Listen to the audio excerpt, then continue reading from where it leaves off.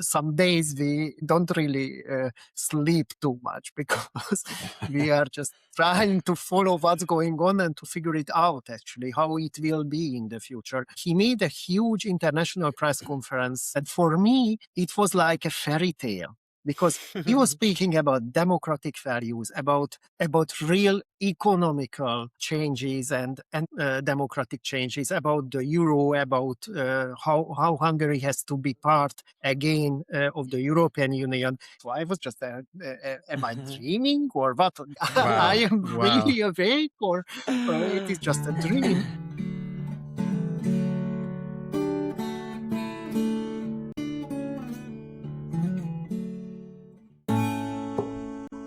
Shalom and welcome back to the Pluralist Podcast from both sides of the ocean. I'm Rabbi Josh Weinberg, and I'm here with my colleague and friend, Orly Erez-Likhovski, coming to you from Jerusalem and from Iraq.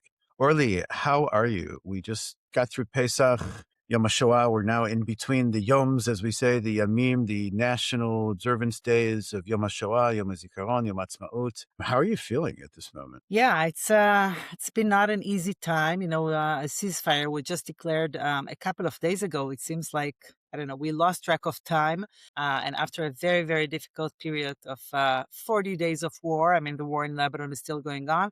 It's not easy. And, also going back to routine is sort of unsettling. We were under rockets and war, and suddenly we have to go back like everything is normal. So it's a very strange time, a lot of sort of uncertainty and anxiety. But, at least it's good to get back to some kind of normalcy. This week, we went for the first time back to our offices after 6 weeks, met Wow. everyone in person. Wow. So that was really, really wonderful. And today we're actually going to talk about something which is really exciting and inspiring, something that feels very relevant to the reality in actually both of our countries. The fall of Viktor Orban in Hungary after 16 years of democratic backsliding. And I think that what we've seen in Hungary over the past years is not new. This is a steady erosion of democratic norms, weakening of institutions, consolidation of power. But in recent weeks, something shifted. And the elections there that were held just a couple of days ago suggest that even after years of this kind of trajectory, change may still be possible. And I can tell you that at the same time here in Israel and in other places in the world, such as the US, we are seeing also real concerns and threats to our democracy with the anti-democratic measures pushed by the government, by our government, against the courts, against the attorney general, against civil society organizations, against academic institutions and the media. And so I feel that this moment raises a very urgent question. Is this situation reversible here in Israel, in the US? And does Hungary suggest that trajectories like this can actually be changed? Well, it's a critically important question. I'm so glad that we're able to have this conversation right now. And I want to introduce and bring in Peter Arvai to the conversation. Peter, thank you so much for making time to be with us. It's wonderful to see you and to be with you.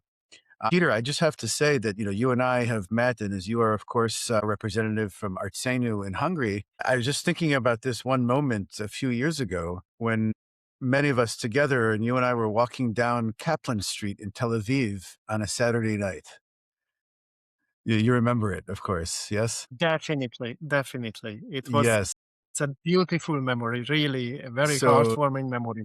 we had just come from the Israeli Reform Movement's Havdalah ceremony that we did. Hostage Square, exactly. Yes. And then I was walking nearby to you, and it was a very emotional moment as I saw a tear running down from your eyes. And I said, Peter, what's wrong? And you just said to me, this is so magnificent. How come we can't do something like this in our own country, in Budapest and in Hungary, in terms of mobilizing for support for democracy and protecting Israel's democratic character? And we have to do that. And we're facing similar threats. So it's somewhat fortuitous now that it's us, both from the United States and from Israel, looking to you to inspire us about how to carry out this kind of change. And of course, Hungary has been this example that people look at and think, that couldn't really happen here, until, of course, some of it feels very, very similar, and that we're seeing these patterns that are a lot closer than we'd like to admit. Now, seeing what's happening there in Hungary, it raises all sorts of questions. How do things get built and how do they fall apart? And how are we able to put them back together again? And I'm so interested in what you have to say about this. Let me just give a little bit of an intro that, of course, those of you who don't know Peter, he is a Hungarian public figure, a longtime activist in civil society, Jewish communal life, and of course, efforts to promote pluralism and minority rights. Peter has worked in both the financial sector and academia and has been deeply engaged in Hungary's public and political life over the past decade, including serving in local government in Budapest. So, Peter, you are a real insider. And of course, you're also active in the progressive Jewish leadership in Hungary and across Europe. And you bring a unique perspective on what it is meant to live through democratic erosion and now potentially a moment for change. Peter, thank you so much for being with us. Let's dive right in, and I want to turn back to Orly to start us off here. Yeah, so Peter, we want to start off by taking us a little bit back a few years and to tell us, before we get into the exciting change of this week, what has it meant to live in Hungary, to live in Budapest under Orban in recent years, as we said already, democratic norms have been eroded. So just give us a picture of how it felt. Just before starting, I really would like to thank you for inviting me. And I have to tell you that honestly, I was always inspired by you and by your amazing job, both Orly and Josh. And I don't say that just by empty flattering. So really, for me, it is really something extremely important to be part of Arseno and of the progressive Jewish movement. Coming back to your question, well, first of all, when we went to that Kaplan manifestation, it was already the fourth lost election in a row. It was extremely frustrating to live in Hungary because actually it was a completely falsified reality what Orban and the regime built. Everything was false. They were lying in everything, and they had all the media tools, so they were able to make people believe that's the reality. And it was deeply frustrating on one hand. On the other hand, it was also very difficult to absorb, to digest that as they changed the laws, especially the election laws and all the conditions, and they occupied all the media channels. It seemed almost impossible,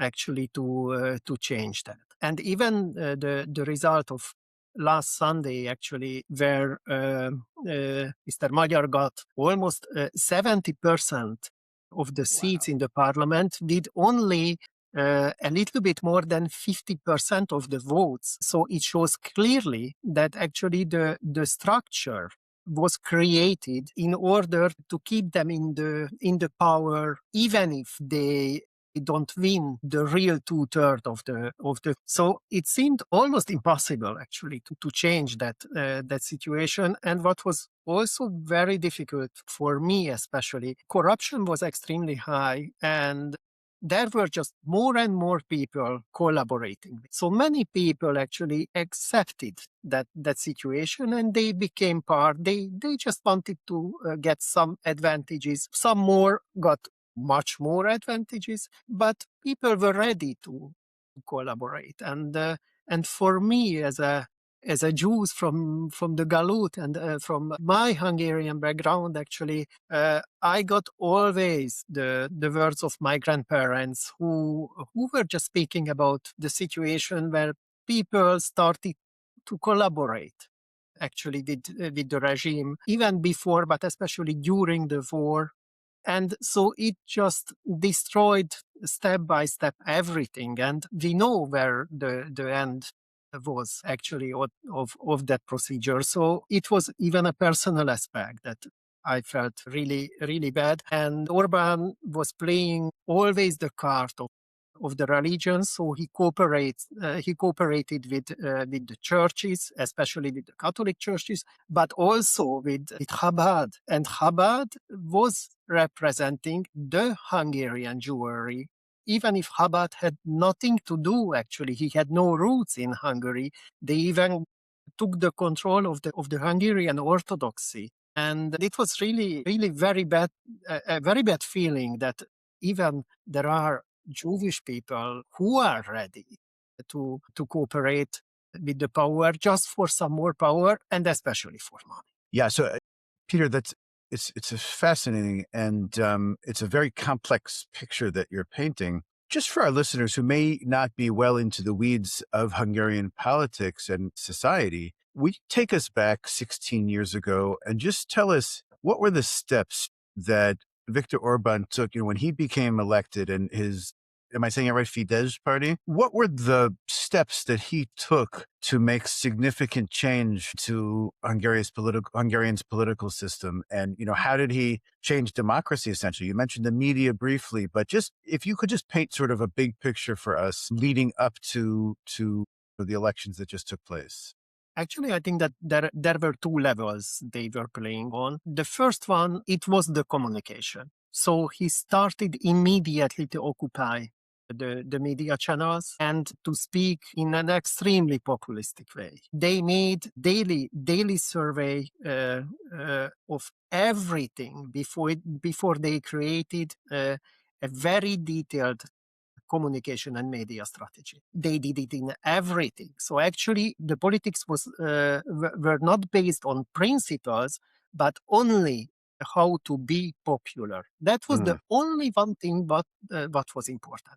So on one day, they showed that we are extremely good friend with Israel. The next day, they just made an anti-Semitic campaign before the election because it had some tradition, and they felt that it would be that if they they created it would play well with the voters. You're saying George Soros as an enemy, that can work because George Soros is a Jew, and we have some traditions that a Jew is always taking advantage of everything. So it was not at all based and he's Hungarian on also, principle, right? but yes, definitely. So that was one thing. The other thing that they destroyed systematically the education system, which was extremely important because actually Hungarian language is a very difficult language. And if people are not able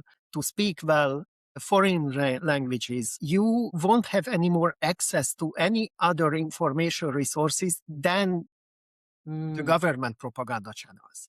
So it works for the government again. It Definitely helps them. Yes. Yeah. On the other hand, they really pushed people, especially young people, to leave the country. So they were very happy that some thousands of young people went to Western Europe just because, first of all, they sent back the money to their parents. So it was an extra resource for the government. On the other hand, they were not here anymore to protest, to fight against the government. And it was also a third element that he created a very blinded financial structure.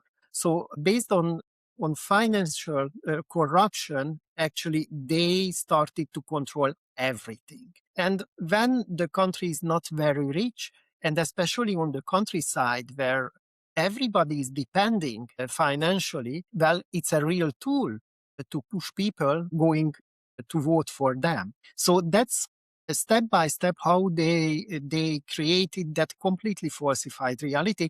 And what was really terrible, that they also created a false civil society. So they started to create small NGOs, their own NGOs, and they used these units as a reference when they needed something to prove, and so they killed technically the civil society's entities. And they used their own entities, which were completely false. Yeah. So, all this sounds very familiar from the Israeli side. I mean, I'm sure, Josh, it's familiar to you. Are really going against civil society and having their civil society organizations push for their agendas. And of course, the education system, weakening the education systems. And all of this is very, very familiar. And you really paint a very bleak picture. And my question is then, how come this victory was possible? How come Magyar was able to pull off this sweeping victory, right? It's not on the margins. It was really a sweeping victory. Over 2/3 of the parliament. So how do you explain it? How did it happen after 16 years of really, as you painted, very, very difficult reality that really pushed away or destroyed every form of opposition? And tell us, many of our listeners may not have heard Magyar's name before the election. Just tell us, because my understanding is that he came from within Orban's party, right? From Fidesz. He came from the right wing. And will you just tell us who he is, and then leading up to what Orly was asking as well? Well, actually, he was a housewife or house husband, because he was the husband of the justice minister. Wow. And he had very good positions for years. They even spent before almost a decade in Brussels because of of his wife. So he was a real somebody who got a lot of benefits from Fidesz. When they divorced 2.5 years, actually, at that time, a big fight started between him and his wife, and so actually, in the beginning, it was quite unbelievable that. So it seemed a little bit like an internal fight. But then something has changed. I also would like to add something that actually as he won that election last Sunday, even that win is a little bit not legal. Not legal in a way that the whole legislation law was prepared in order to give a big to provide a bigger win for those who has the majority of votes. So actually, it was unproportional that win, but that's how the simply Fidesz has killed itself by its own law. So interesting. It was also in a way lucky situation. But what is absolutely true that he changed something.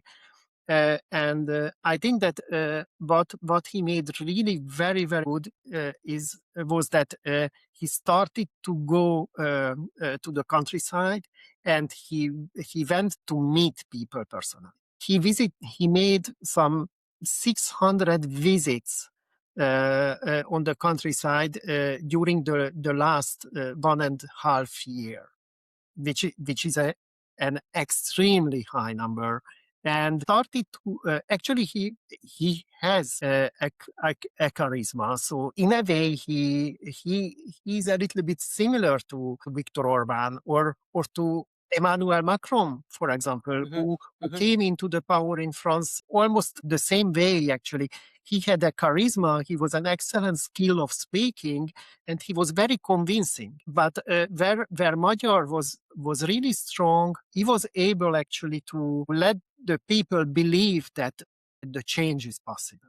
So that was one element. And I see also another element which is not linked personally to him. A little bit more than 2 years ago, it was a huge scandal in Hungary, because actually the government wanted to cover up some pedophile affairs, and morally it was really not acceptable. So it was a very complex affair, and I don't want to enter into the details, but actually for people, it was for everyone, even for the Fidesz voters. It was like a watershed moment that people understood. Yes, and it was not acceptable. So something has happened, what was morally not not to be tolerated anymore. And it started some kind of erodation of the system. Yeah, so it's really a mix of different factors, right? Yes. And the loss of faith in the previous government, and also the charisma of this candidate. I understand other factors are, first of all, the fact that all the opposition ran together, right? So there was a unity of forces against Orban, instead of people, splitting like we see in Israel. Opposition is very splitted between a lot of parties, instead of having one candidate that can beat, the autocrat that we're trying to take out of power. Actually, yes, mostly, but there is one element where it was a little bit different, as you described, and it concerns the opposition, because he rejected firmly to cooperate with any opposition. He said that we had the governing party Fidesz, and we have the royal opposition. So he said that all the opposition parties were part of the system. So he firmly rejected to cooperate with anyone. So actually the result of that is that today we don't have actually old parties in the parliament what we had before, any. And it's except one which is a right-wing party, and they got 6%. But it was also because of the Fidesz, because Fidesz helped them to achieve the 5% limit, because they were hoping that maybe it can help them to create a coalition if it will be necessary. So actually, it was also some local specificity. That the Hungarian parliament has 200 members. They will have 141 or 42, so it's a constitutional majority, and we don't know anybody from these 141 people. Nobody. Everyone was coming from somewhere. From nowhere. Yeah, from it's nowhere. like yeah. Wow. Wow. So yeah, it's Peter, it's a really, first of all, your analysis is very, very helpful in helping us to understand this. I'm sort of thinking about the big picture here, because as I read different opinions on this, there are some people are saying, more on the left, saying, see, look, if we just, persevere and we push on forward, we can overturn these anti-democratic regimes or anti-democratic measures. And on some of the right, people are saying, you guys were too worried about this. You don't, it's not real, true authoritarianism. You don't have to get all, see, it can be undone. How is this playing out for you in terms of the things that you were really worried about in these, massive anti-democratic measures? And then now looking back on it, I'm not saying that everything is fine in Hungary right now, but this was a major victory, obviously. How are you feeling about the possibility of dismantling or reversing some of these, really intentional, this intentional erosion of democracy? You think, now that, so in terms of where we are now? I would like to mention two moments of the last year. The first one was the Budapest Pride event in June.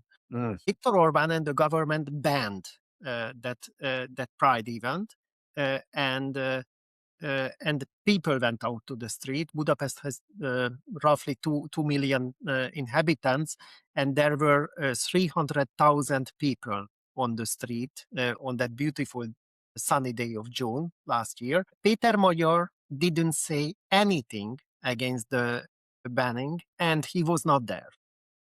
But people went very out deliberately not there, right? Yeah. Yes. Yeah.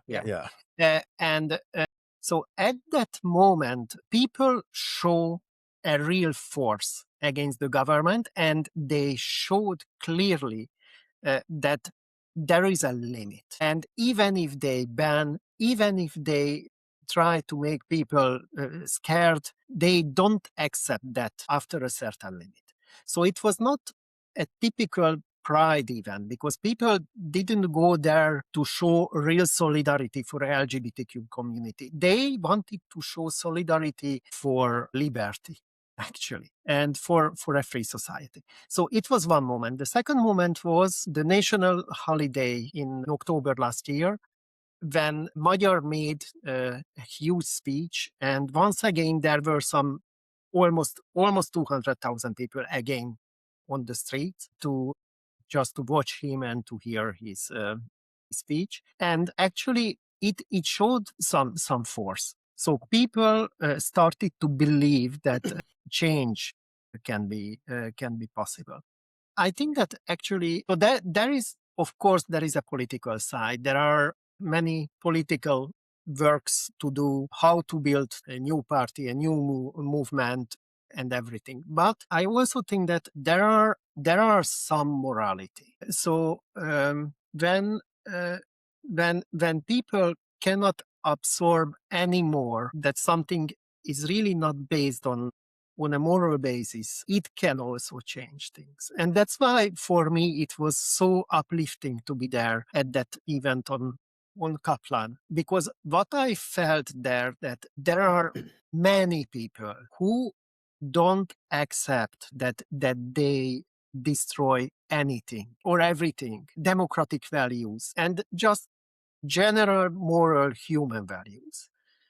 So I think that on one hand it is very important. What's happening now? It's also very interesting because he made, well, to be honest, since some days we don't really sleep too much because we are just trying to follow what's going on and to figure it out actually how it will be in the future. He made a huge international press conference on Monday that took 3 hours. So it was a long press conference, and of course we were just watching that, and he was speaking about many things, and for me it was like a fairy tale because he was speaking about democratic values, about real economical changes, and very very logic and very very important democratic changes, about the euro, about how Hungary has to be part again of the European Union. You also mentioned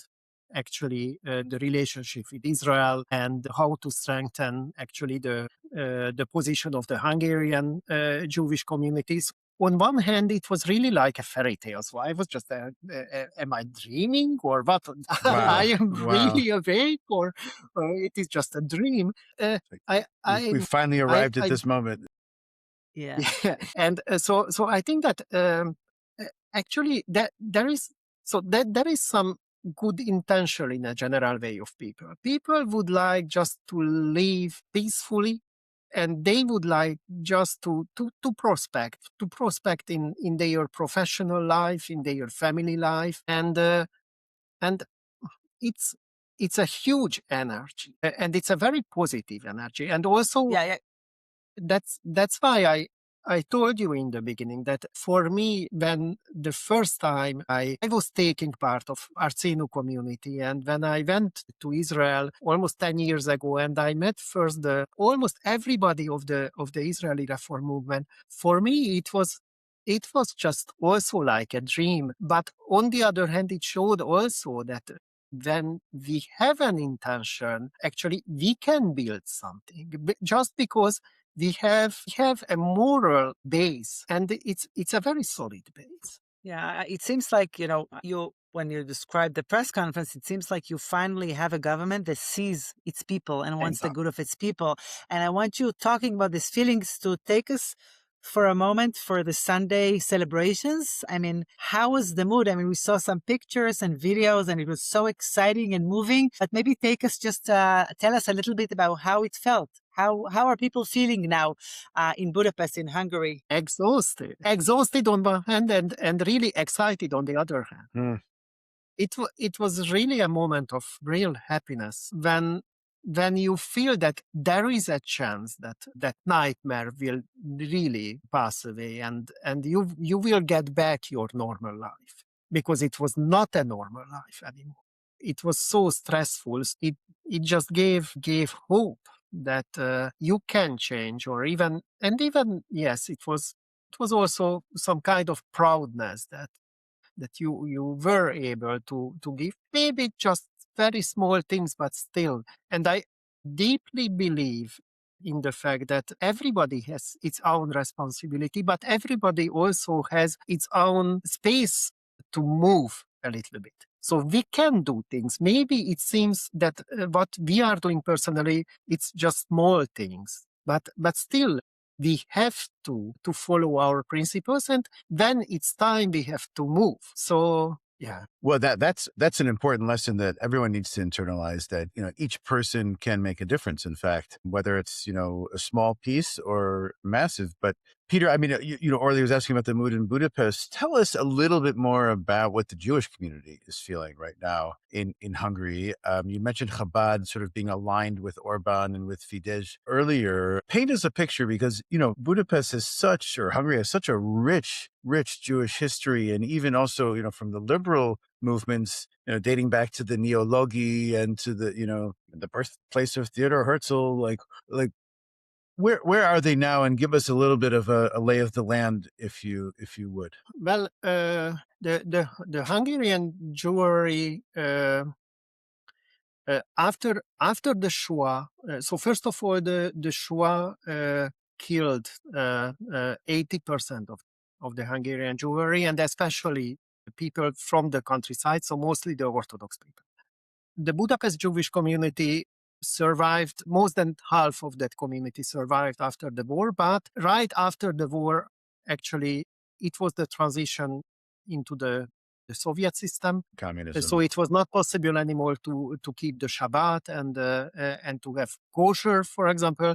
So many people, 1, 2, or 3 years after the war, left the country. Then it was a second wave of immigration after the revolution of 56. And then it was at least 35 years of communism, where actually religion in a general way was it was not banned. It was not fancy either in the eye of not celebrated. Yes. Yeah. So actually, the Hungarian Jewry became very, very secular. On the other hand, it was the neology, and the neology was cooperating with the state during all these decades. So the neology got all the institutional background. So that's why there are synagogues, there is a rabbinical school, there is a hospital, there are 2 Jewish high schools. So all the institutions were functioning, and after 1990, even the states started to finance, in a way, the community. But the financement goes directly to the umbrella organization of the neology, and it was to the neology to distribute a little bit those funds So that's the reason why the reform or the progressive communities, we have 2 progressive congregations existing since 33 years now, are extremely weak, because maybe it's not easy to understand for the Americans, and sorry for that, but after almost 4 decades of communism, the capacity to self-finance a community is almost disappeared. So we don't have the sense, and of course not even the money to build by own resources as strong congregations. And how, Peter, how was the Jewish congregation affected by those 16 years of the Orban regime, and how do you think it's going to change now, looking forward specifically for the Jewish community? That's exactly the point, that actually the state started to finance the community, but at the same time, the state also started to select.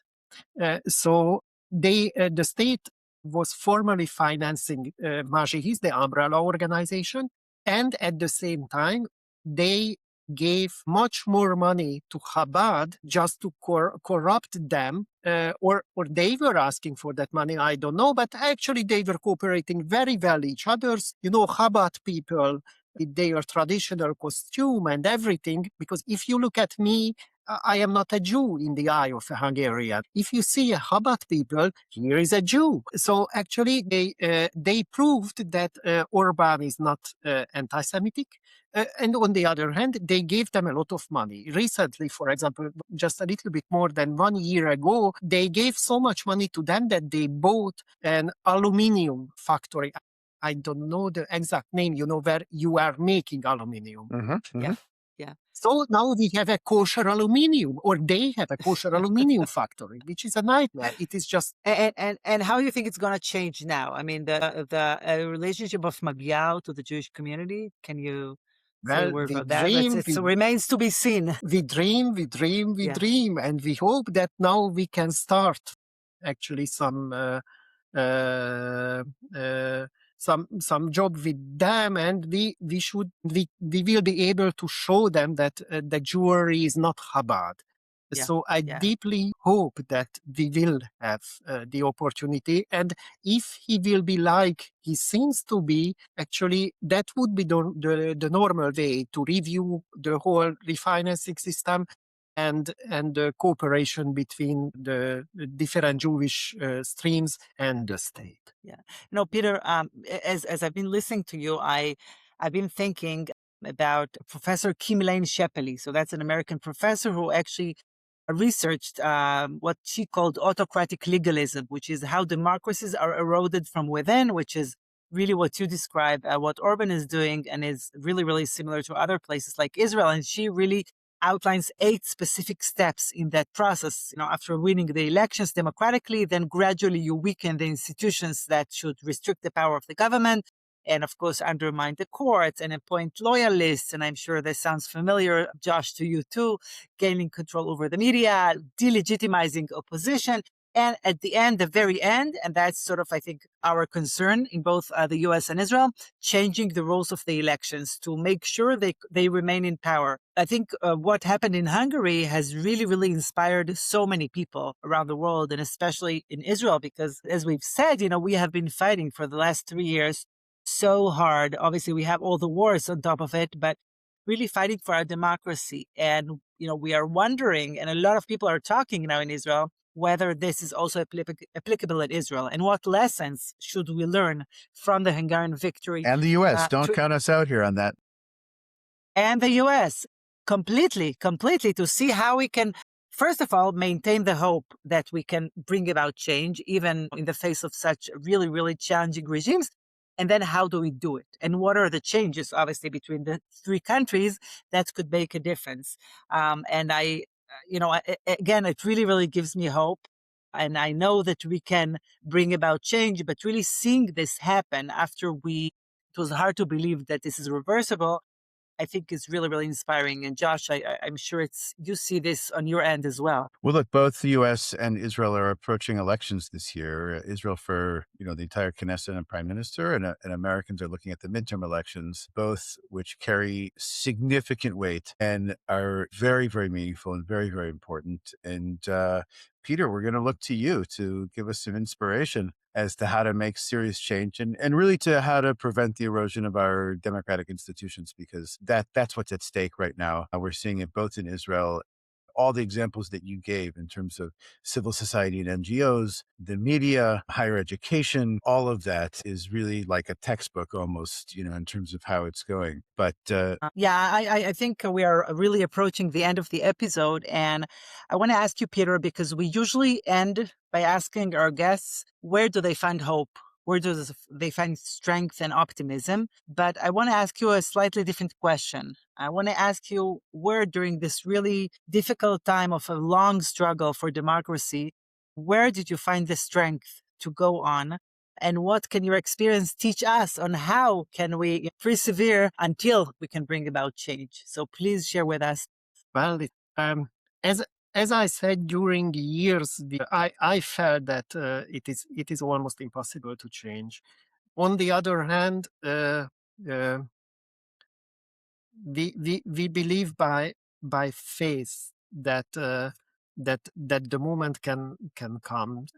Never give up your faith, because you cannot never know. Actually, that's, yes, maybe it's not a very concrete answer, but there will be a moment where, to the average people, and sorry for calling them like that, but for the average people, there will be a moral moment, and you could never know what is that small something what will make them remind that that it's not normal what's going on. And on the other hand, I really just would like to thank you again what you gave me personally during these years, because you believe what you are doing, and you are really on a very solid moral base. And just one more sentence, I know it's over time, but No. I very much remember the moment when we went together to the building of the Supreme Court, maybe 4 years ago, In Israel, yeah. Yes, in Jerusalem, and to that beautiful building, actually, to Adam Element. And you showed me the water in the courtyard. Yeah, right. And so there is a truth, even if it's something not concrete, but still there is a truth. So we should believe in, because one day it's gonna happen, and you are doing everywhere for that, everything for that, and there will be a result.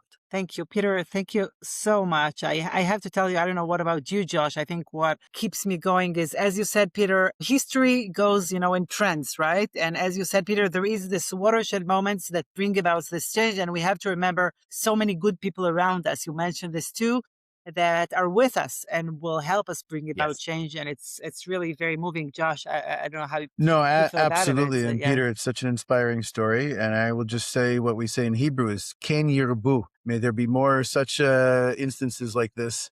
No, we say in Hebrew, "Bekarov etzlenu." Soon it will occur. It will occur in Israel and the U.S. Yes. Soon by us. Wonderful, Peter. Thank you so much for taking the time to be with us. Thank you again for inviting me. I really felt privileged. And for our listeners, conversations like this are exactly why we started this podcast. This podcast exists because we believe Israel can be better for all who live here and for all who care about it from afar.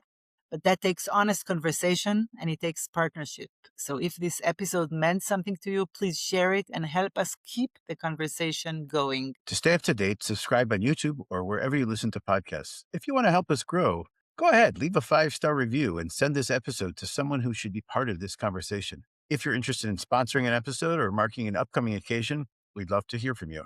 And as always, if there's a topic you want us to explore, please reach out. We hope that you maybe didn't know a lot about what was going on in Hungary, and maybe now you do. So I want to thank again Peter, and thanks to Orly, and thanks to our producer, Noam Zuckerman, and all of our listeners out there. Shalom. Thank you. Bye-bye. Thank you.